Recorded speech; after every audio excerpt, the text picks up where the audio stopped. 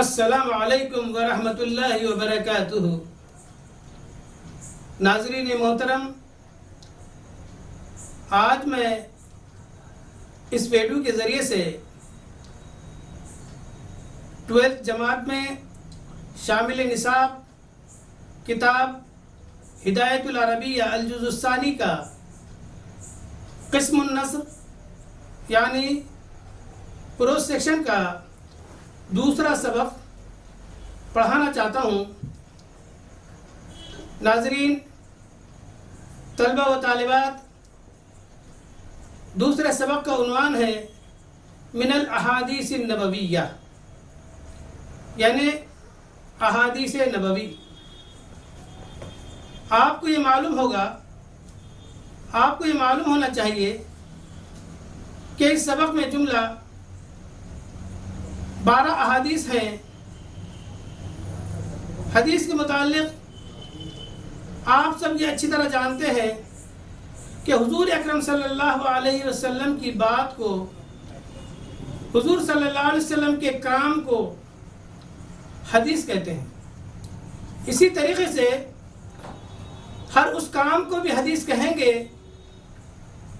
جو کام صحابہ کرام نے حضور صلی اللہ علیہ وسلم کے سامنے کیا ہو اور حضور صلی اللہ علیہ وسلم نے اس پر خاموشی اختیار کی ہو۔ حدیث کی جمع احادیث آتی ہے۔ حدیث کے لفظی معنی گفتگو کے بھی آتے ہیں۔ حدث یحدث معنی گفتگو کرنا۔ محدث حدیث بیان کرنے والے کو کہتے ہیں۔ شیخ الحدیث حدیث کی اونچی کتابیں پڑھانے والے کو شیخ الحدیث کہتے ہیں۔ حدیث کی بڑی بڑی صحیح اور مستند کتابیں 6 ہیں جسے صحاح ستہ کہتے ہیں۔ صحیح بخاری شریف، صحیح مسلم شریف، ابو داؤد شریف، ترمذی شریف، نسائی شریف، ابن ماجہ شریف۔ بہرحال مختصراً میں یہ بات عرض کر دینا چاہتا ہوں کہ اس سبق میں جس کا عنوان ہے من الاحادیث النبویہ، جملہ 12 احادیث ہیں۔ پہلی حدیث البر حسن الخلق والاثم ما حاک فی نفسک وکرہت ان یطلع علیہ الناس۔ مسلم۔ یعنی اس حدیث میں یہ بات بتائی جا رہی ہے کہ نیکی حسن اخلاق کا نام ہے اور برائی جو دل میں کھٹکے اور اس بات کو تم ناپسند کرو کہ لوگ اس سے باخبر ہو جائیں۔ اس حدیث کو صحیح مسلم میں ذکر کیا گیا ہے۔ اس حدیث سے یہ بات معلوم ہوتی ہے کہ نیکی کیا ہے اور برائی کیا ہے۔ نیکیاں تو بہت ساری ہیں، لیکن ایک قاعدہ کلیہ کے طور پر یہ بات بتائی گئی ہے کہ ہر وہ عادت اور ہر وہ اچھائی جو حسن اخلاق میں آتی ہے وہ نیکی کہلاتی ہے۔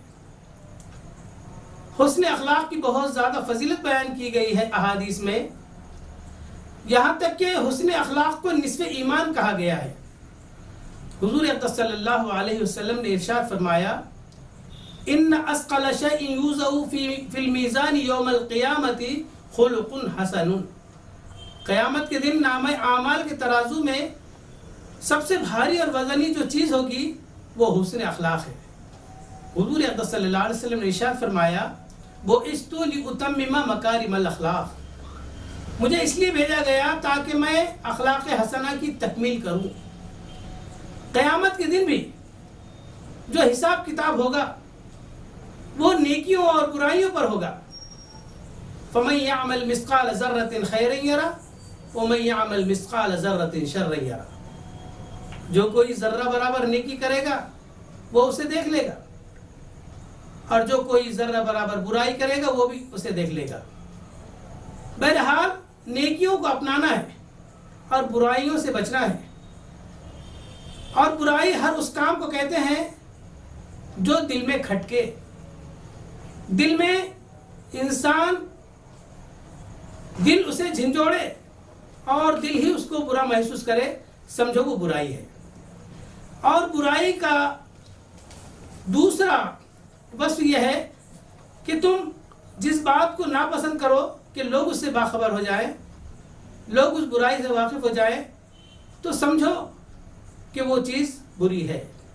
دوسری حدیث ہے الا وان فی الجسد مضغۃ اذا صلحت صلح الجسد كله واذا فسدت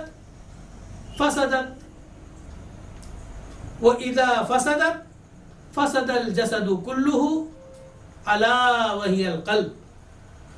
متفق علیہ. یہ ایک ایسی حدیث ہے جس کو امام بخاری نے اور امام مسلم نے اپنی صحیحین میں ذکر کیا ہے. اس حدیث میں یہ بات بتائی جا رہی ہے کہ خوب اچھی طرح سن لو، جسم میں ایک گوشت کا لوتھڑا ہے، جب وہ ٹھیک رہتا ہے تو سارا جسم ٹھیک رہتا ہے، اور جب وہ خراب ہوتا ہے تو جسم سارا خراب ہو جاتا ہے. خوب اچھی طرح سن لو، وہ کیا چیز ہے؟ وہ ہے دل. حقیقت یہی ہے کہ انسان کا دل اگر اچھا ہے تو اس کا جسم اچھا ہے، اس کا دماغ اچھا ہے، اس کا عمل اچھا ہے، اس کا طرز عمل اچھا ہے، اس کی فکر اچھی ہے، اس کی سوچ اچھی ہے، اس کی دنیا اچھی ہے، اس کی آخرت اچھی ہے. انسان دراصل دو ہی چیزوں کا مرکب ہے، ایک ہے زبان اور ایک ہے دل. جس انسان کا دل اور اس کی زبان دونوں اچھے ہوں تو سمجھو کہ وہ انسان اچھا ہے، اور جس انسان کے یہ دونوں چیزیں خراب ہو، دل اور زبان، تو سمجھو وہ انسان 100% 100% خراب ہے. اور کسی انسان کا دل اچھا ہے، زبان خراب ہے، تو سمجھو کہ 50% اچھا ہے. اسی طرح اگر کسی کی زبان اچھی ہے اور دل خراب ہے تو بھی وہ 50% اچھا ہے. بہرحال اس نوجوان کی تعریف بیان کی گئی ہے جس کا دل بھی اچھا ہے اور جس کی زبان بھی اچھی ہے. تو اس حدیث میں یہی بات بتائی جا رہی ہے کہ خوب اچھی طرح سن لو، جس میں گوشت کا ایک لوتھڑا ہے، جب وہ صحیح ہے تو سارا جسم صحیح ہے، اور اگر وہ خراب ہے تو سارا جسم خراب ہے. خوب اچھی طرح سن لو، وہ کیا چیز ہے؟ وہ دل ہے. تیسری حدیث لو انکم تتوکلون علی اللہ حق توکلہ لرزقکم کما یرزق الطیر تغدو خماسا وتروح بطانا. اگر تم اللہ پر اسی طرح بھروسہ رکھو جس طرح اس پر بھروسہ رکھنے کا حق ہے تو وہ یقیناً تمہیں رزق عطا کرے گا، ایسا ہی رزق عطا کرے گا جیسے وہ پرندوں کو رزق عطا کرتا ہے.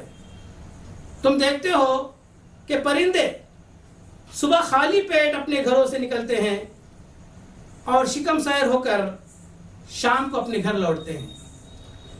خالق کائنات، مالک حقیقی، مختار کل، قادر مطلق اللہ تبارک و تعالی، جس کے ہاتھ میں زندگی ہے، جس کے ہاتھ میں موت ہے، جس کے ہاتھ میں رزق ہے، جس کے ہاتھ میں روزی ہے، عزت کا دینے والا وہی، ذلت کا دینے والا وہی، مارنے والا وہی، جلانے والا وہی. تو ہمیں ہر بات میں اللہ کی ذات پر بھروسہ رکھنا چاہیے. जिस इंसान का भरोसा अल्लाह की ज़ात पर कामिल होता है, अल्लाह उसकी मदद करते हैं और उसको ऐसे जगह से रिज़्क़ अता करते हैं कि वहम व गुमान में भी उसके होता नहीं है कि उसे रिज़्क़ मिल जाएगा। कुरान करीम में एक आयत है, उमन यत्तक़िल्लाह यजअल लहू मखरजा व यरज़ुक़हू मिन हैसु ला यहतसिब। जो कोई तक़वा और परहेज़गारी की ज़िंदगी इख्तियार करता है, अल्लाह ताला उसके लिए रास्ते खोल देते हैं और ऐसी जगह से उसे रिज़्क़ अता करते हैं जहाँ से उसे वहम व गुमान भी नहीं होता है। बहरहाल इस हदीस में अल्लाह तबारक व तआला की ज़ात पर भरोसा रखना चाहिए कि वो हर इंसान को, हर जानदार को, चाहे वो चींटी काले पहाड़ के इंतहाई निचले हिस्से में हो, अंधेरी रात में उस काले पहाड़ के इंतहाई निचले हिस्से में कोई चींटी अगर चढ़ रही हो तो अल्लाह तबारक व तआला उसे भी रिज़्क़ अता करते हैं। ईमान कामिल और अकीदा अल्लाह तबारक व तआला की ज़ात पर होना चाहिए, भरोसा होना चाहिए। जिसने पैदा किया वो हर इंसान को रिज़्क़ देगा। सिर्फ इंसान को कोशिश करते रहना चाहिए। सिर्फ तवक्कुल पर बात बनेगी नहीं, तदबीर भी इख्तियार करना पड़ेगा। सबब के दर्जे में हमें हाथ पांव मारना पड़ेगा, क्योंकि हरकत ही में बरकत है। तदबीर के दस्ते ज़र्री से तकदीर दरख्शां होती है। तदबीर के दस्ते ज़र्री से तकदीर दरख्शां होती है। कुदरत भी मेहरबान होती है जब कोशिशें इंसान होती है। अल्लाह की ज़ात पर तवक्कुल करने का ये मतलब हरगिज़ नहीं कि इंसान हाथ पांव मारना छोड़ दे और हरकत करना छोड़ दे, सबब इख्तियार न करे और कोई तदबीर न अपनाए। तदबीर इख्तियार करना भी अल्लाह की ज़ात पर भरोसा करने के अंदर शामिल है। ये जो परिंदे अपने घरों से उड़ते हैं, घरों से निकलते हैं, घोंसलों से निकलते हैं, गोया कि उनका अपने घोंसलों से निकलना ये सबब के दर्जे में है, ये उनकी तदबीर है। वो तदबीर करते हैं तभी तो अल्लाह मियां उन्हें रिज़्क़ अता करते हैं। चौथी हदीस मैं आज के इस सबक में बयान करूंगा और आज के इस सबक को मैं यहीं ख़त्म करूंगा, क्योंकि इस सबक में जुमला 12 अहादीस हैं। हर सबक में मैं 4 हदीसें पेश करूंगा, उसका मतलब और मफ़हूम बयान करूंगा। चौथी हदीस ये है कि मा मिन रजुलिन यग़रिसु ग़रसन इल्ला कतबल्लाहु लहू मिनल अज्रि बिक़द्रि मा यख़रुजु मिन ज़ालिकल ग़र्स। मुस्नद अहमद में ये हदीस है। तर्जुमा इस हदीस पाक का ये है कि कोई शख्स जो पौधा लगाता है उसके लिए अल्लाह तबारक व तआला उसके लिए इस कदर अजर व सवाब लिख देते हैं जितना उस पौधे से अनाज, फल, फूल वगैरह निकलता है, उतना ही अजर व सवाब उस बंदे के लिए अल्लाह तबारक व तआला लिख देते हैं। पौधे लगाना आजकल के कसाफती दौर और माहौलियाती आलूदगियों से बचने के लिए पौधों का लगाना बेहद ज़रूरी है। और हदीस में ये तक आता है कि अगर आपको ये पता चले कि क़यामत आ रही है और कोई पौधा लगा रहा है, उस वक़्त कोई मुसीबत आने वाली है, तब भी मुसीबत से बचते हुए उस पौधे को लगाने के अमल को पूरा कर लेना चाहिए। और बहुत सारी अहादीस इस सिलसिले में आती हैं कि पौधों के लगाने के बाद कोई उस पौधे से फल, फूल या कोई दाने वगैरह खाता है तो जो भी चाहे चरिंद, परिंद, दरिंद, हैवान, इंसान या कोई परिंदा उससे खाता है तो अल्लाह तबारक व तआला उस पौधे लगाने वाले को उसका अजर सवाब अता करते हैं और ये उसका अमल सदक़ा जारिया के काम आता है। नाज़रीन, आज के हद तक सिर्फ इतना ही काफ़ी है। इंशाअल्लाह अगली वीडियो में 5, 6, 7, 8 इस तरह की 4 हदीसें बयान की जाएगी और इस हदीस से मुतालिक जितने भी अल्फाज मानी हैं, वाहिद जमा है, फ़ेल माजी है, मुज़ारे है, अम्र है, ये सब के सब आप स्क्रीन पे देख सकते हैं। کیونکہ امتحانی نقطۂ نظر سے آپ کو یہ ساری باتیں پڑھ لینا چاہیے، دیکھ لینا چاہیے، ذہن نشین کر لینا چاہیے۔ میں آپ سے اجازت چاہتا ہوں۔ اللہ حافظ، فی امان اللہ۔